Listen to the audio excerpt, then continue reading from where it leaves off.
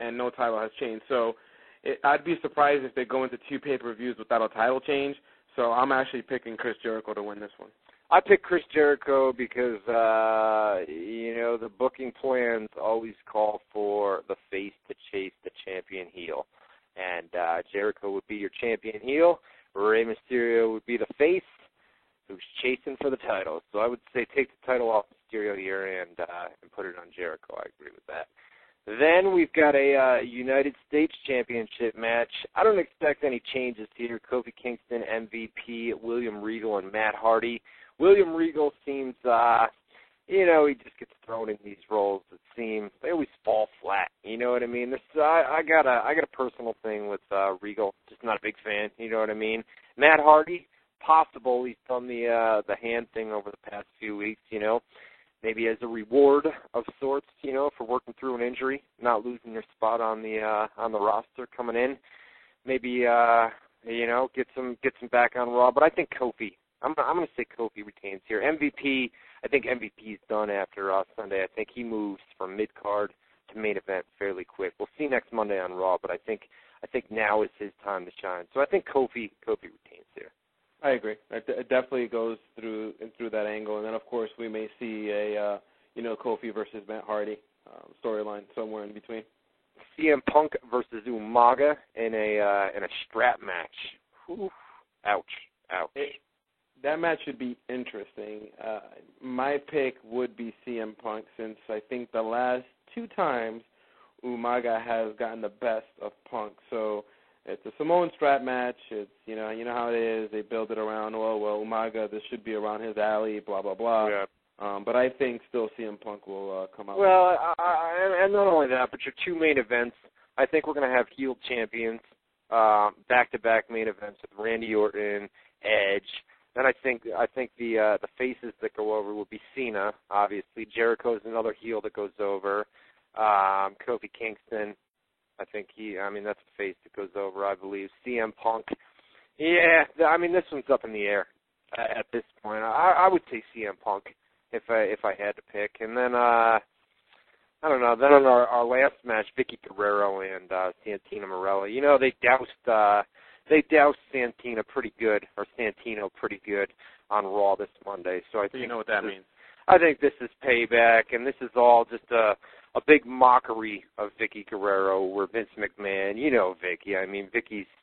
Look at Vicky. She's not the type of woman that wants to go out there and get covered in slop and horse crap and hog crap and all that stuff. So I think they go out there almost sort of like a rib. I think she knows it's going to happen anyway. She knows what the end result's going to be anyway. But I think it's more of for a backstage laugh. You know what I mean? As far as Vince McMahon is concerned, coat Vicky in horse crap or hog crap, and it's for comedy. It's definitely for comedy. It's almost like we're going to see something funny, or let me use that word loosely, funny, from Vince on a pay-per-view. Last month we had, the Santina angle. This pay-per-view we have now this hog match, and it wouldn't surprise me next month we'll have something. You always throw down that $35 for some sort of crap. You know what I mean? Doesn't it always seem like that? Every WWE pay-per-view has that one segment, that one match, that one where you say to yourself after it's over, man, I paid $34 for that, or I paid $39 or $29, whatever it is. You know what I mean?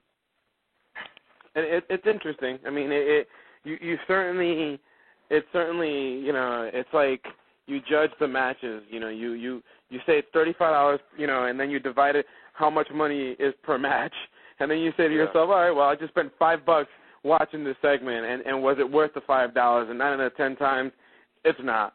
So. Yeah, exactly. Hey, that about does it, right? We ran down Extreme Rules. Sorry about that in the chat room, guys. I think JMK might be back and is on that right now, so that's a good thing. But I apologize. I didn't know how to produce, and I wasn't able to get the spammers to come into the chat on a weekly basis. Apparently these people have nothing better to do on a Wednesday night. Come in an internet chat room, but so be it. Whatever However you want to run your life, right? So be it. But nonetheless, yeah. Whatever works. Whatever works. You guys want to follow us if we do the show on a Sunday, on a Tuesday, on a Thursday, and we trust me, and when I speak to Clark, we greatly appreciate every single listener that decides to follow us along if we what time the day and time of the week that we do. What is that bell? I heard the bell again. It's almost time for game time. Game time, baby. That's gonna do it, man. I think that's gonna do it for us. Sorry we didn't go to the full 2 hours. Jose's got to get out of here for a baseball game. But next Tuesday night. Not this weekend, but next weekend. You're still doing this, right? New York City? Yeah. I do have a tournament that day, but I'm gonna bounce a little bit early from there. So. All right. I'm gonna make the trip. I still have to get tickets for this, but we'll do that. We'll do that shortly. We're gonna be at Dallas Barbecue, the Dallas Barbecue on the corner of 23rd and 8th Avenue in New York City. Come down and meet us. It's Saturday, June 13th. Dallas Barbecue, the corner of 23rd and 8th Avenue in Midtown Manhattan, or Chelsea, I believe, is the district that it's in. It's actually, if you want the exact address, it's 261 8th Avenue. That's where we're going to be Saturday, June 13th. Come down, meet me, meet Jose Rivera, meet... Bring me down a TNA shirt. Yes, no doubt. I'll bring you down a TNA bobblehead, TNA games. Oh, no, bring me a bobblehead because I need something to, when I'm doing my practice swings, I need to put something there so I can take a swing and take a couple of cuts off of it. I'll have lots of TNA Impact gear for you when I arrive in New York City. That's good though, because I like to give a lot of my clothes to charity. Yeah, actually, you know what? I'll bring a couple games. That actually.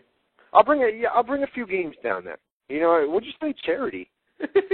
Yeah, right. No, I'll bring a couple games down there. I got SmackDown versus Raw games. We'll give those out and buy some drinks as people show up. You know what I mean? We'll have a good time. We'll definitely have a good time. We'll talk wrestling.